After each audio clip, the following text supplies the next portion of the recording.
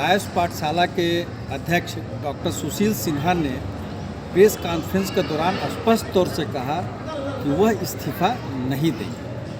वह वर्तमान में अधिकृत रूप से कायस्थ पाठशाला के अध्यक्ष हैं। मामला सब जुडियस है, उन्हें हटाया नहीं गया है और यदि जो आरोप प्रत्यारोप उन पर लगाए जा रहे हैं उसके लिए मैं मानहानि का दावा भी ठोकूंगा और निचले स्तर के न्यायालय से लेकर के जरूरत पड़ने पर मैं सुप्रीम कोर्ट तक की भी लड़ाई लड़ूंगा। कायस्थ पाठशाला का चुनाव 2023 संघर्षपूर्ण शुरू हुआ और अभी तक चल रहा है। इलेक्शन के पहले नोटिसों का दौर शुरू हुआ कि किसी तरीके से इनको जो है लड़ने ही नहीं दिया जाए। इलेक्शन हुआ, इलेक्शन में भी जो है 18 वोट से जीत हासिल की। उस दौरान आप लोगों को भी पता है कि कुछ मत एग्जीक्यूटिव के बक्से में पड़े। जैसा कि पहले भी किसी भी गेम या किसी भी इलेक्शन के रूल्स पहले तय होते हैं। इलेक्शन खत्म हो जाने के बाद रूल्स बदलते नहीं हैं। गेम खत्म हो जाने के बाद रूल बदलता नहीं। Same returning officer Shri Pramod Kumar ji पिछले 2 चुनाव करा चुके थे, ये तीसरा चुनाव था उनका।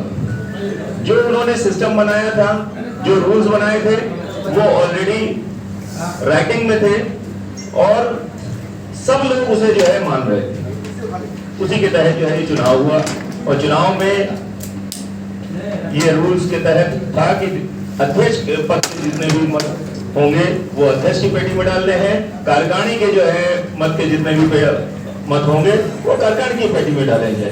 दोनों के कलर भी अलग अलग थे, एक पीला था, एक सफेद था।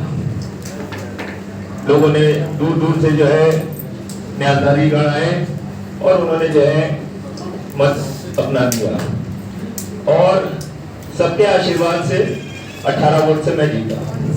उस समय 148 ऐसे मिसिंग वोट थे जो गिने नहीं गए थे एग्जीक्यूटिव में, क्योंकि वहां पे चुनाव की जो काउंटिंग होती है, पहले दिन अध्यक्ष की काउंटिंग होती है और दूसरे और तीसरे दिन जो है वो एग्जीक्यूटिव की काउंटिंग होती है।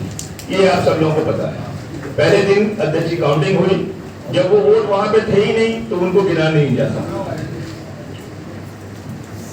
जो गिने गए उसके आधार पे हमको विजयी घोषित किया गया 18 वोट से। उसके बाद ये प्रक्रिया जो है चलती रही। वोटों की जो 148 वोट उनको गिनने के लिए मशक्कत चलती रही और करते करते जो है ये एसडीएम कोर्ट में आया।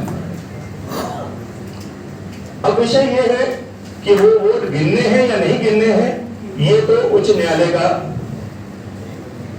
निर्णय होगा, क्योंकि मेरे हिसाब से उन्हें नहीं गिनने चाहिए, रिटर्निंग ऑफिसर के हिसाब से नहीं गिनने चाहिए, लेकिन विपक्षी पक्ष के हिसाब से उन्हें गिनने चाहिए। अगर गिनने चाहिए थे तो उसे गिनने लेने चाहिए थे। इतने बाद में जब वो वोट खुला रह गया, क्योंकि हम आपको एक चीज और बताना चाहते हैं, 25 तारीख को इलेक्शन हुआ, 26 तारीख को काउंटिंग हुई अध्यक्ष की और 27 और 28 को एग्जीक्यूटिव की काउंटिंग हुई। उस दौरान मुझे वहां पे आने नहीं दिया गया कि आपका काम हो गया है, आपकी काउंटिंग खत्म हो गई है, और जो बैलेट निकल रहे थे वो वहीं टेबल पे पड़े हुए थे। अब उस दौरान या बाद में कब उस पे जो है कौन कौन से जो है इनवैलिड हुए, कौन से नहीं हुए, इसका कोई भी रिकॉर्ड नहीं है। अभी पिछले 7 मार्च को एसडीएम साहब ने एक ऑर्डर दिया कि हमने दोनों पक्षों को सुन लिया है और हम ऑर्डर रिजर्व करते हैं।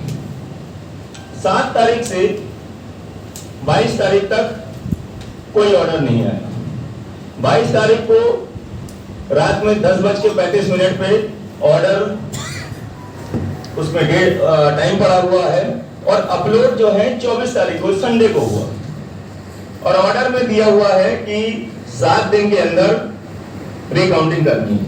अब 21 तारीख से स्ट्राइक चल रही है विभिन्न न्यायालयों में चाहे वो हाईकोर्ट हो, चाहे वो कमिश्नरी हो। मैंने इसके अगेंस्ट जो है अपील भी की हुई थी, कमिश्नरी में भी और हाईकोर्ट में भी, लेकिन दोनों ही जगह स्ट्राइक की वजह से कोई रिलीफ मिली नहीं। अब सवाल यह होता है कि एक आम आदमी को जो है न्याय मिलेगा कैसे? अगर इसी तरीके की अगर प्रक्रिया रहेगी तो मुझे लगता है आने वाले समय में डेमोक्रेसी एकदम खत्म हो जाएगी, न्याय मिलना मुश्किल हो जाएगा। क्योंकि 22 तारीख के बाद जब आप 7 दिन के टाइम के अंदर जो है ऑर्डर सुना रहे हैं और ऑर्डर जो है आप क्रियान्वित कर रहे हैं, जबकि हाईकोर्ट का जो है ऑलरेडी हम लोग ने जो है उनको एप्लीकेशन भी दी एसडीएम साहब को कि हमारा यहाँ पे पेंडिंग है, आप इस चीज को जो है आगे स्थगित करिए। और 1 महीने का section societies act section 25(1)(d) में हमारे पास ये 1 महीने का अपील में जाने का समय है। तो मेरा पहला प्रश्न है, एसडीएम का ऑर्डर इलीगल है और वो मान्य नहीं। दूसरी चीज, एआर साहब ने जो है रिकाउंटिंग कराई और रिकाउंटिंग के दौरान मैंने देखा बहुत से जो है आपने भी विसंगतियां देखी होंगी। वही इलेक्शन, उसमें पहले 55 वोट जो है वो इनवैलिड थे, अब उनकी संख्या 195 हो गई। कैसे, कब और कहां? और उसके बाद दोष ये है कि साहब सारी गलती हम कर रहे हैं। अरे अगर हम ही करना होता तो हम अपने बढ़ा लेते, मेरे तो बढ़े नहीं, उनके बढ़ गए और हमारे कम हो गए। जो पिछली काउंटिंग में हमको वोट मिले थे उससे भी कम हो गए।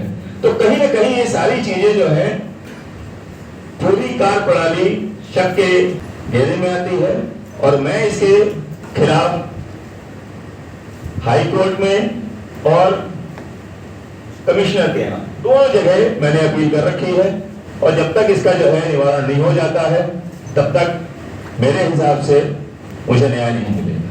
मेरी 13 महीने की जो कार्य प्रणाली है वो भी आपके सामने रही है, चाहे वो धर्मशाला की बात हो, चाहे वो मंदिर की बात हो, चाहे डायग्नोस्टिक सेंटर की बात हो, चाहे किसी विद्यालय में नई चीजें का शुभारंभ हो रहा हो या सौंदर्यीकरण हो रहा हो, जितनी भी चीजें हो वो सब आपके सामने है। 13 महीने का जो है कच्चा चिट्ठा आपके सामने है।